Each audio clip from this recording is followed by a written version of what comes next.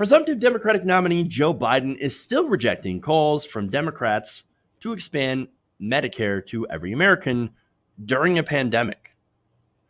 Now, he did so during a face-to-face interview with dying activist Addie Barkan, who asked him point blank if it's time to embrace Medicare for all. This was his answer. Do you see a future where health insurance is no longer tied to employment? Will America ever have a single-payer system where healthcare is guaranteed as a human right?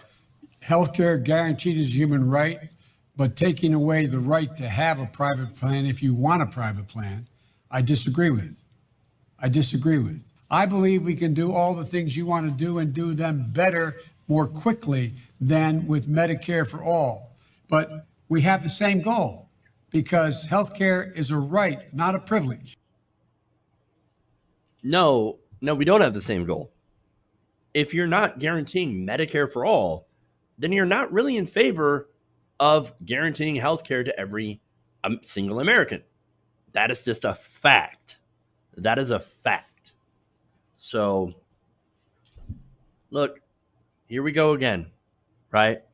You can have guaranteed healthcare as a human right and tell people that you can only have it if you can afford it. No, it's not a guarantee. This is not hard. And I'm sorry, but Joe Biden says, no, we can do everything that you want, and we can do it faster, and we can do it better. No, one of those things is a lie. Yes, you can do some healthcare faster, right? Which is to go for the public option, right? Yeah, that could do it faster, but it wouldn't do it better. No, Medicare for all is the gold standard. Medicare for all should be the standard. And yet, he's not in favor of it, and he's trying to gaslight the American people. He's trying to gaslight Addie Barkan right to his face. It's amazing. All right. But look, the end goal here for Joe Biden isn't to guarantee health care to every single American, right? No, it's to protect health insurance profits. That's the problem. And so what Biden doesn't get is that that's the very problem that we're trying to solve with the system. It's the system. But he's going to go on to feign that he understands that the system is broken and that his plan is going to fix it. Take a look.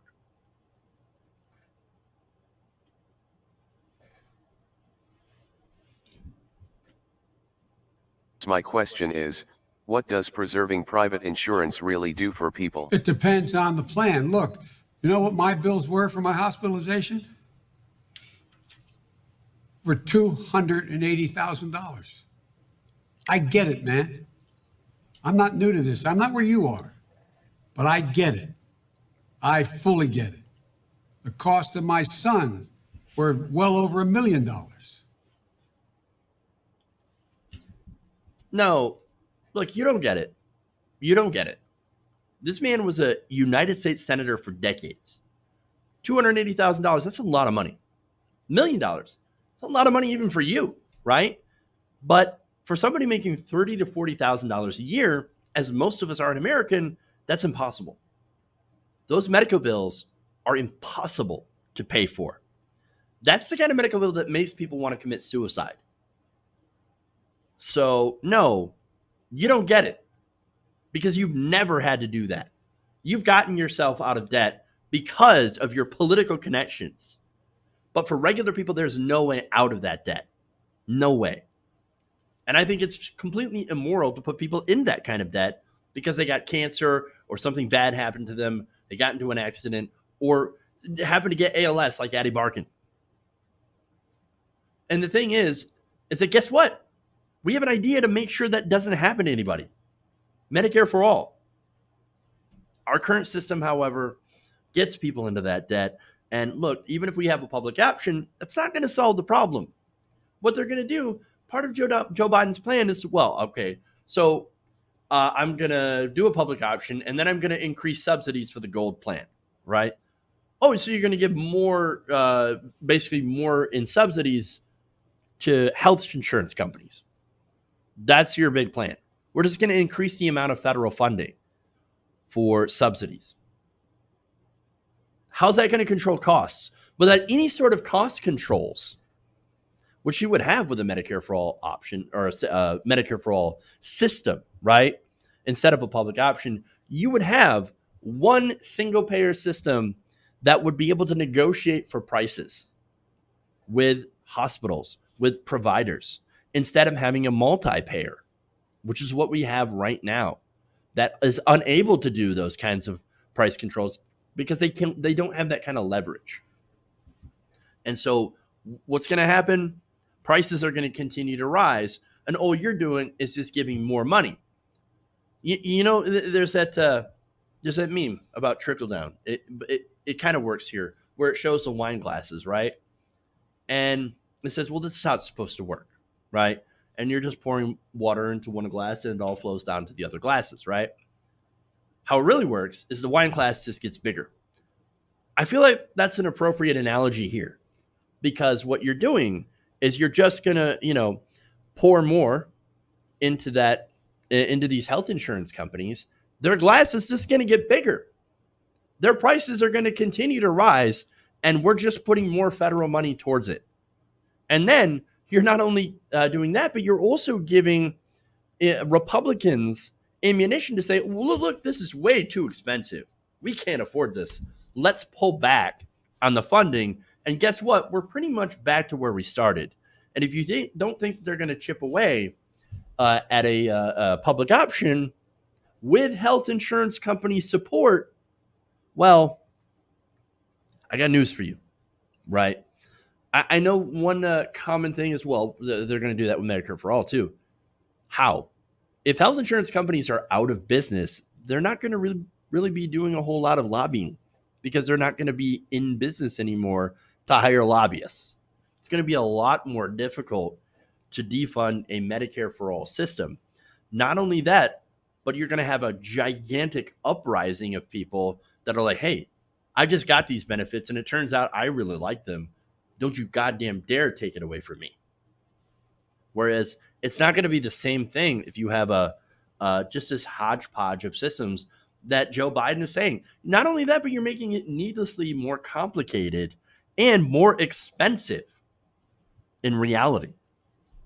But look, unfortunately, that's where Joe Biden is going. And so, look, I keep getting frustrated with people, right? Unsurprisingly, especially people that I'm usually on the side of. I mean, Bernie Sanders, for example. Bernie Sanders said, well, Joe Biden's going to be the most progressive president since FDR. Really? Bernie, no. No, that's not going to happen. I'm sorry. Look, status quo Joe Biden. Now, that doesn't mean I support Donald Trump. Donald Trump wants to continue pulling us backwards. I want to go forward. You're not going to go forward with Donald Trump. All right? So, look, I look at it this way. Donald Trump and the Republicans, they pulled us 5 steps back, right? Joe Biden, if we're lucky, he's going to take us 2 steps forward. Well, guess what? We're still 3 steps behind.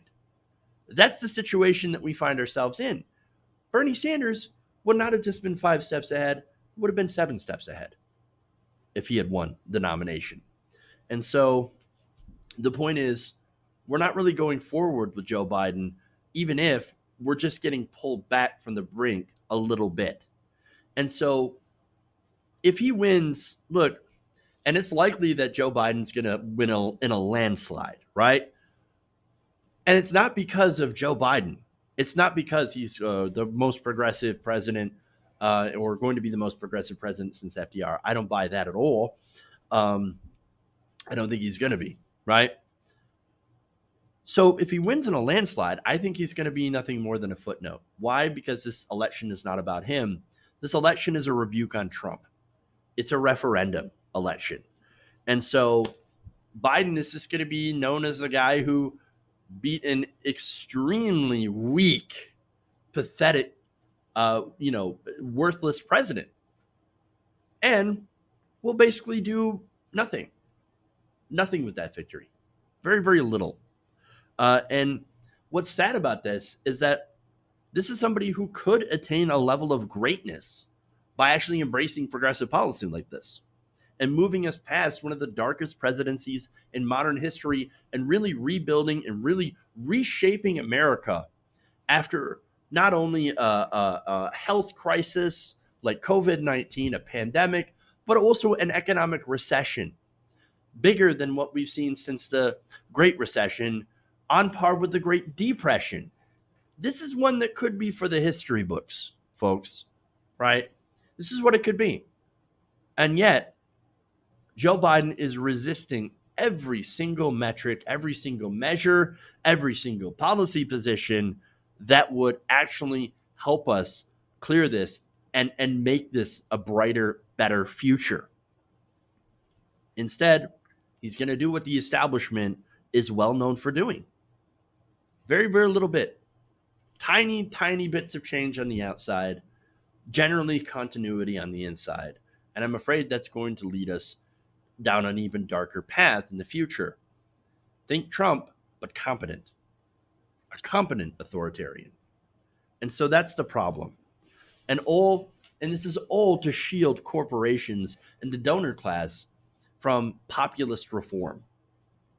It's such a waste.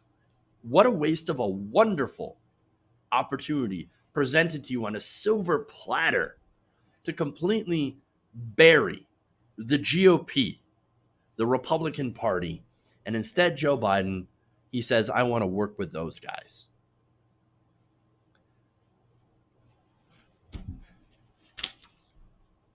This is why I have little hope for the future. Don't sugarcoat it. Even if you're going to vote for Joe Biden, which I'm probably going to, I'm being honest with you guys, right?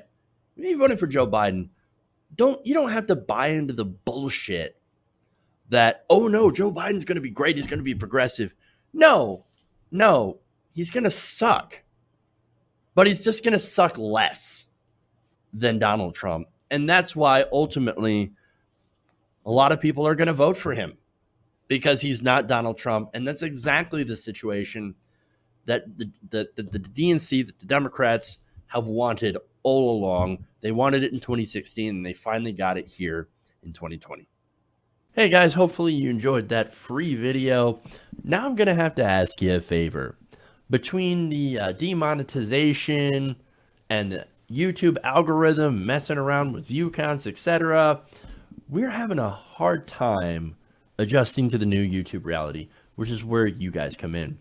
See, we have a Patreon, patreon.com/TYTNation, set up to help us rely on you guys, the viewers, instead of big corporate ads. Look, you know the show. You know how I'm not in favor of big corporations anyway. So help us transition away from relying on the ad model to pay the bills and sign up to be a patron, patreon.com/TYTNation. That goes a long way to help us keep the lights on. And you guys will know that you're supporting independent, progressive media.